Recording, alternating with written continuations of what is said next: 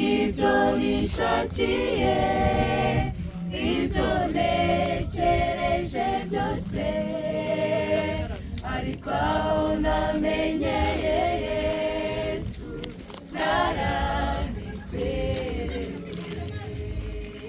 Namenye gutandukanya ururo n'icyatsi, aho namenyeye Yesu.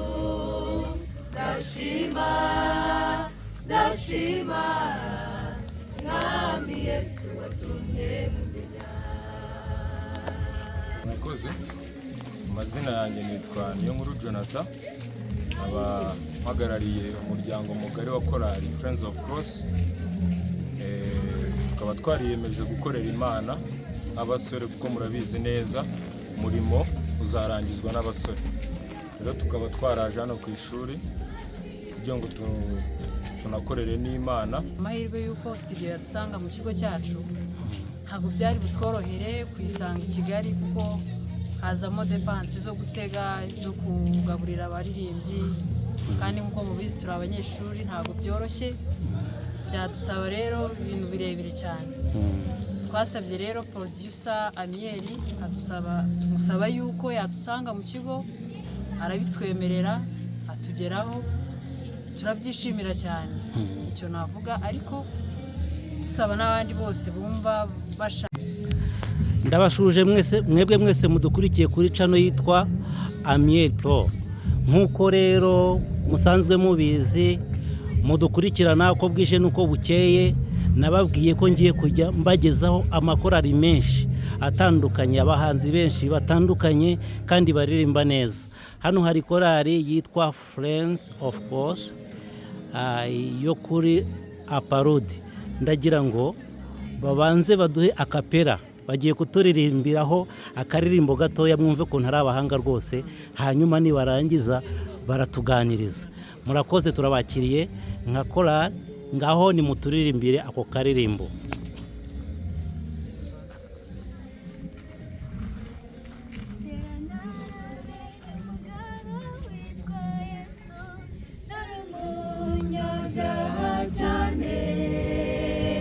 Nakoraga ibyo nishakiye, ibyo ntekereje byose, ariko aho namenyeye Yesu naranezerewe.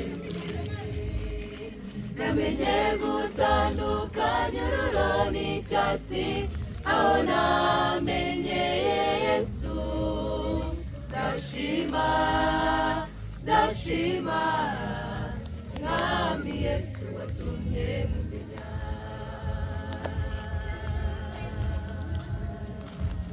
Barakoze cyane, ngire ngo rwose mwabiyumviye ukuntu ari abaririmbyi beza cyane kandi bashimishije.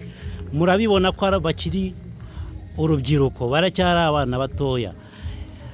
Rero bahisemo kuririmbira Imana. Ndagira ngo ngiye kubabaza umuyobozi wanyu wa korali natambuka yigira imbere, hanyuma atubwire amakuru ya korali yanyu, atubwire impamvu mwiyemeje kuririmba, impamvu mwiyemeje gukora umurimo w'Imana. Ese mwabitekereje mute ko mukiri abana batoya? Ikindi kandi mukaba muri abanyeshuri mwiga, ni ukubera iki mwahisemo gukora umurimo w'Imana? Urakoze Perezida, tuguhaye umwanya ngo dusobanurire. Murakoze. Amazina yanjye nitwa Niyonkuru Jonathan, aba mpagarariye umuryango mugari wa korali Friends of Cross. Tukaba twariyemeje gukorera Imana abasore, kuko murabizi neza umurimo uzarangizwa n'abasore. Rero tukaba twaraje hano ku ishuri kugira ngo tunakorere n'Imana, ku buryo uwishinganishije muri Yesu ntacyo ajya abura. Haleluya. Urakoze cyane Perezida. None se ni iyihe mpamvu mwemeye gukora umurimo w'Imana? Ni iyihe? Tubwire impamvu. Impamvu ihari kandi inadutera gukomera no gushikama, nuko buryo iyo turi hamwe nk'urubyiruko dukorera Imana, ndetse tukabinyuza mu buryo bw'ibihangano, mu buryo bw'indirimbo, bigakomeza kugenda neza tukabwiriza.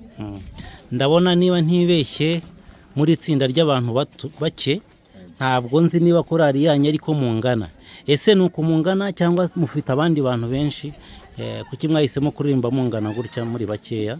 Okay, ngira ngo nk'uko natangiye mbivuga, Friends of Cross ni umuryango munini, korari nini, ngira ngo ntabwo ari twe turi hano, ngira ngo hari abatubanjirije abo bita ba senior, twebwe tukaba turi hano nk'aba junior, ariko umubare munini uhari turi abaririmbyi bangana n'abaririmbyi 80.